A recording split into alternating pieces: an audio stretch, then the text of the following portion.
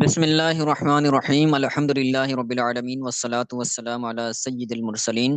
ہمارا اصول شاشی کا سبق جاری و ساری ہے اور ہم حقیقت و مجاز کے بارے میں پڑھ رہے تھے۔ ہم نے گزشتہ درس کے اندر حقیقت و مجاز کی تعریف کو ملاحظہ کیا اور اس کے تحت ہم نے ایک اصول پڑھا کہ ایک ہی وقت میں ایک ہی لفظ سے ہم دونوں مراد نہیں لے سکتے، یا حقیقت مراد لیں گے یا مجاز مراد لیں گے۔ تو اس کے تحت مثالیں بھی انہوں نے بیان کی، لیکن یہاں پر میں آپ کو ایک بات عرض کروں کہ جو حقیقت اور مجاز ہے نا، اس کی مختلف اعتبار سے تعریف کو بیان کیا گیا ہے۔ ایک تو تعریف جو ہم نے گزشتہ کی تھی کہ واضح نے جس لفظ کو جس معنی کے لیے جس چیز کے لیے وضع کیا ہے تو وہ اس چیز کے لیے کیا ہے، حقیقت ہے، اور اگر وہ اس سے ہٹ کر کسی اور چیز کے اندر استعمال ہو رہی ہے تو اب وہ اس کے لیے کیا ہے، اس کے لیے یہ مجاز ہے۔ ٹھیک ہے، تو جو چیز جس کے لیے بنی ہے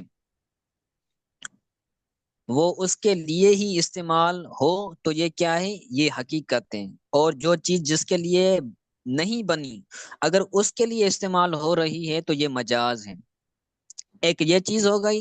اسی کے تحت دوسرے طریقے سے بیان کرتے ہیں کہ اگر وہ لفظ کرینے کے بغیر استعمال ہو، کوئی لفظ ہے جس سے کوئی معنی بیان کی جا رہی ہے تو وہ کیا ہے، بغیر کرینے کے، کرینے کا مطلب ہے کہ کوئی اشارہ، کوئی آگے جب استعارہ وغیرہ آئے گا تو وہاں پر کوئی ایک ایسی چیز ہوتی ہے، ایک اشارہ ہوتا ہے کہ جس سے معلوم پڑتا ہے کہ یہاں پر حقیقت مراد ہے یا مجاز مراد ہے۔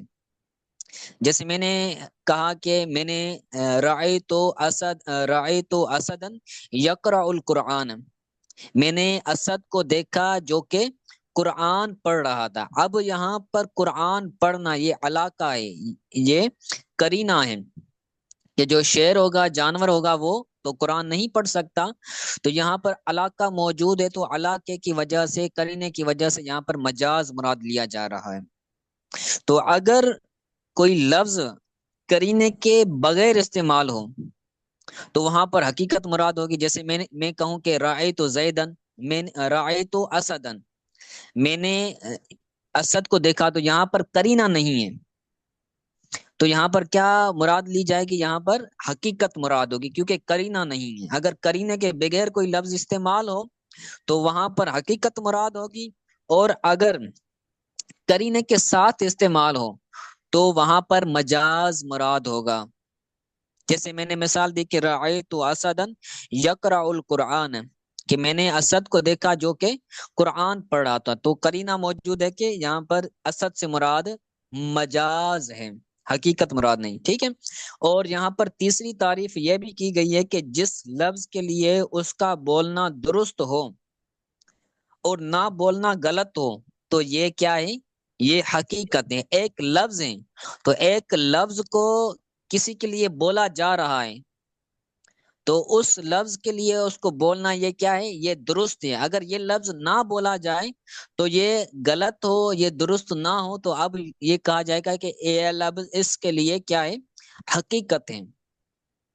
جیسے اے ابن ہے، ابن بولتے ہیں والد کو، باپ کو، تو اب ہم ابن باپ کو بولیں گے تو یہ کیا ہوگا، درست ہوگا۔ والد کو بولیں گے، اپنے ابو کو بولیں گے ابن، تو یہ کیا ہوگا، درست ہوگا۔ اگر والد کو ابو نہ بولیں تو یہ درست ہوگا، نہیں ہوگا۔ تو اس سے یہ پتا چلا کہ جو ابن ہے یہ کیا ہے، یہ والد کے لیے حقیقی طور پر ہے، یہ والد کے لیے حقیقی طور پر ہے کہ ہم جب اس کو والد کے لیے بولیں تو درست ہیں، اگر والد کے لیے نہ بولیں، والد کو ابو نہ کہیں تو یہ کیا ہو جائے گا، غلط ہو جائے گا۔ تو یہ یہاں پر یہ کہا جائے گا کہ والد کے لیے ابن کا لفظ استعمال کرنا حقیقت ہے۔ اسی طرح کہتے ہیں کہ اگر بولنا بھی درست ہو اور نہ بولنا بھی درست ہو تو وہاں پر کیا ہوگا، مجاز مراد ہوگا۔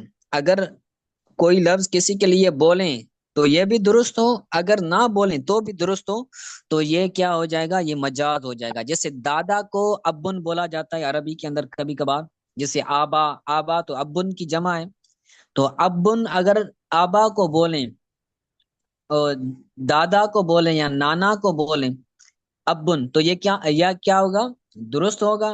کوئی بندہ اپنے والد اپنے دادا کو ابو بول سکتا ہے، اور اگر کوئی بندہ اپنے دادا کو ابو نہ بولے تو یہ غلط ہوگا یا درست ہوگا؟ بول سکتے ہیں، اس میں کوئی حرج نہیں ہے، نہ بولے تو بھی درست ہے۔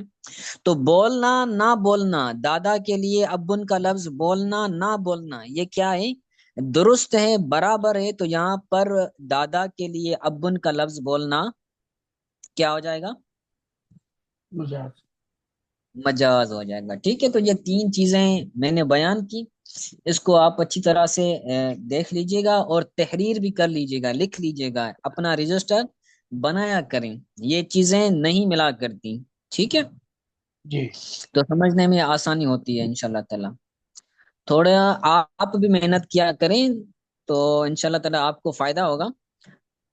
چلیں، آج جو ہم نے یہ مثالیں پڑھی نا، باپ، دادا، اور اسی کے بارے میں کہتے ہیں، تو ہم نے گزشتہ درس کے اندر ایک اصول پڑھا تھا، اسی اصول کے تحت مثالوں کو بیان کرتے ہیں۔ کہ اصول کیا تھا؟ اصول یہ تھا کہ ایک ہی وقت میں ایک ہی لفظ سے دونوں مراد نہیں لے سکتے، یا حقیقت مراد لیں گے یا پھر مجاز مراد لیں گے۔ ٹھیک ہے، تو اسی کے بارے میں کہتے ہیں وفی السیر الکبیر، یہ کتاب کا نام ہے، وفی السیر الکبیر لو استعمن اہل الحرب علی آبائہم لا تدخل الاجداد فی الامان، کہ سیر کبیر کتاب کے اندر ہے جو کہ امام محمد علیہ رحمہ کی ہے، اس کتاب کے اندر ہے کہ اگر کسی حربی کافر نے امن طلب کیا اپنے آبا کے لیے، تو اب جو اس کے دادا ہوں گے، اجداد، دادا ہو گیا، دادا کا دادا یعنی پڑ دادا ہو گیا، تڑ دادا ہو گیا، تو جو اوپر کے ہوں گے، باپ سے جو اوپر ہوں گے، تو وہ دادے مراد نہیں ہوں گے، اجداد مراد نہیں ہوں گے۔ میں نے آپ کو بیان کیا نا کہ اگر کسی نے باپ کے لیے ابن کا لفظ بولنا، یہ کیا ہے؟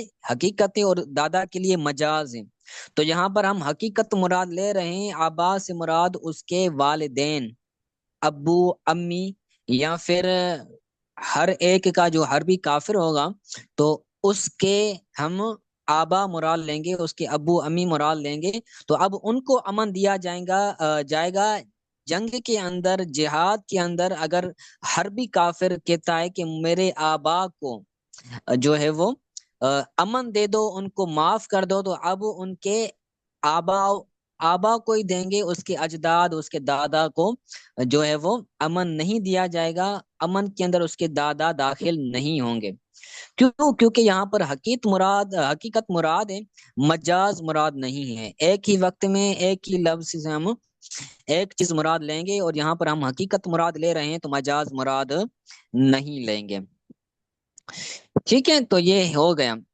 آگے کہتے ہیں وَلَوْ اسْتَعْمَنُوا عَلَىٰ امہاتہم لا یثبت الامان فی حق الجدات، پیچھے آبا کے بارے میں تھا، اب امہات کے بارے میں، کہ اگر ان اہل حرب نے، حربی کافروں نے امن طلب کیا اپنی ماں کے بارے میں، اپنی امہات کے بارے میں، کہ ہماری جو مائیں ہیں ان کو امن دے دو، تو لا یثبت الامان فی حق الجدات، تو اب دادیوں کے حق میں امان ثابت نہیں ہوگا، دادیوں کو امان نہیں دیا جائے گا۔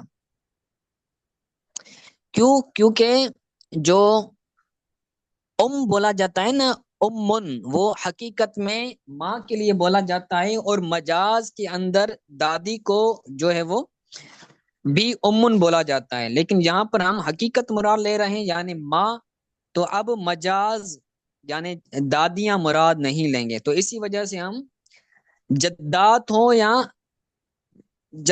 ہوں یا پھر اجداد ہوں، وہ مراد نہیں لیں گے۔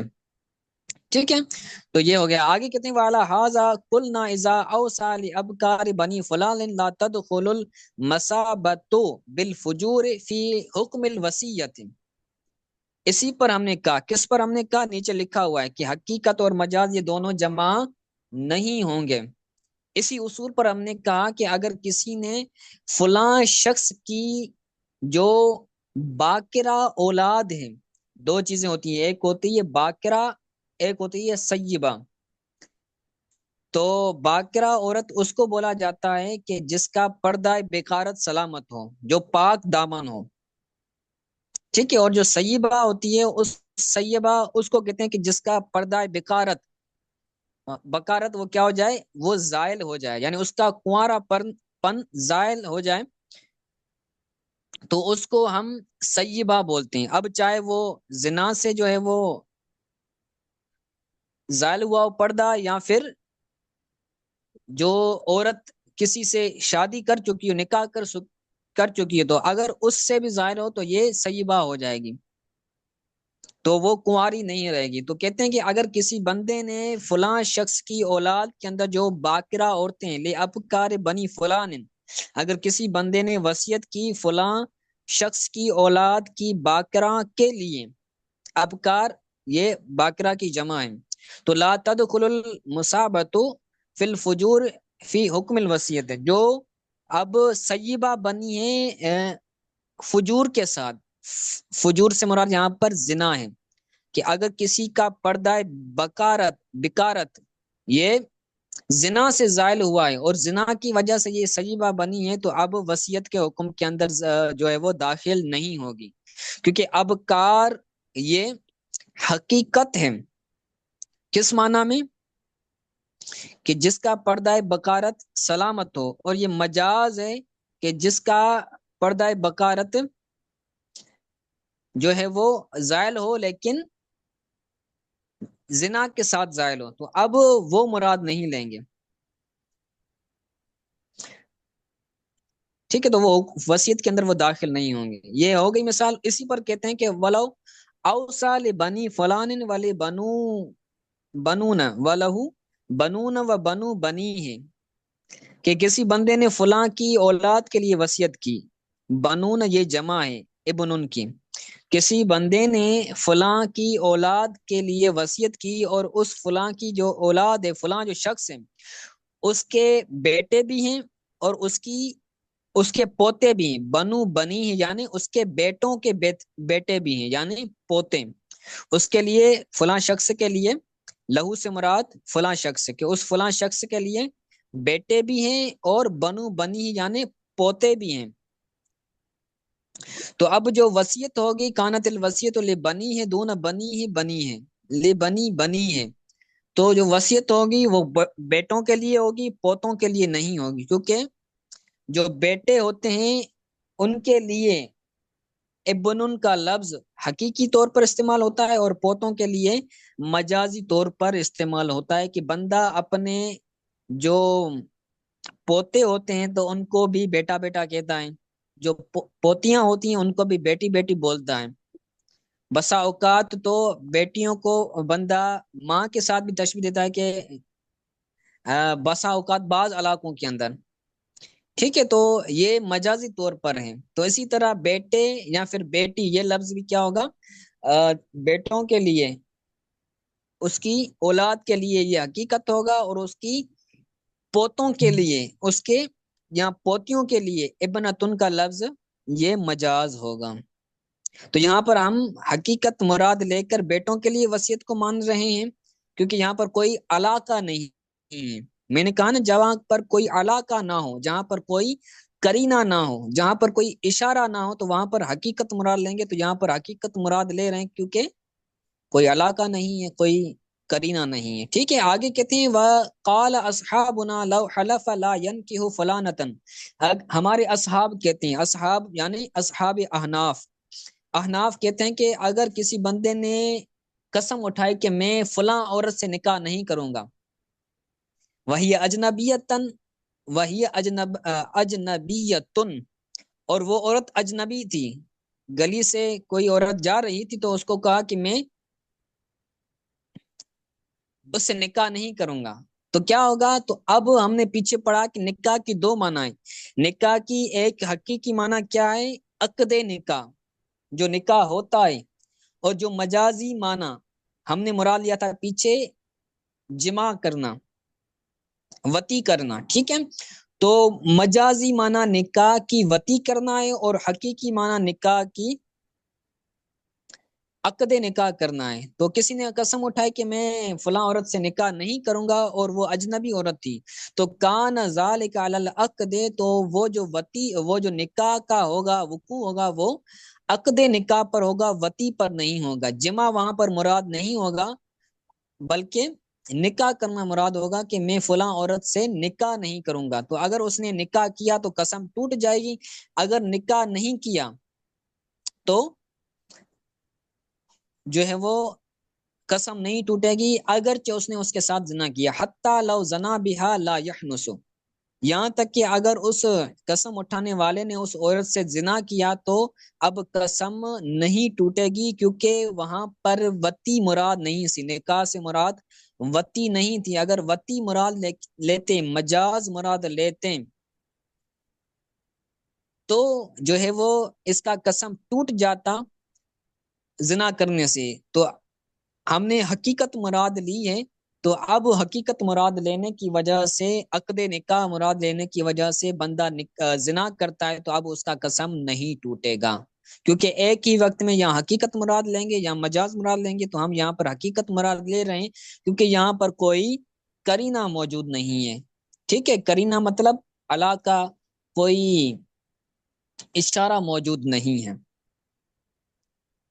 ٹھیک ہے؟ تو آج کے لیے اتنا کافی ہے، یہ بھی آسان مثالیں تھی، اس کو اچھی طرح سے یاد کیجیے گا، خصوصاً جو شروع میں نے 3 اعتبار سے حقیقت اور مجاز کی تعریفات کی ہیں، تو ان کو بھی اچھی طرح سے یاد کیجیے گا، وہ چیزیں آگے والی عبارات کے اندر استعمال ہوگی، ٹھیک ہے؟ آج کے لیے اتنا سبق کافی ہے، اگر کوئی بات سمجھ نہیں آئی تو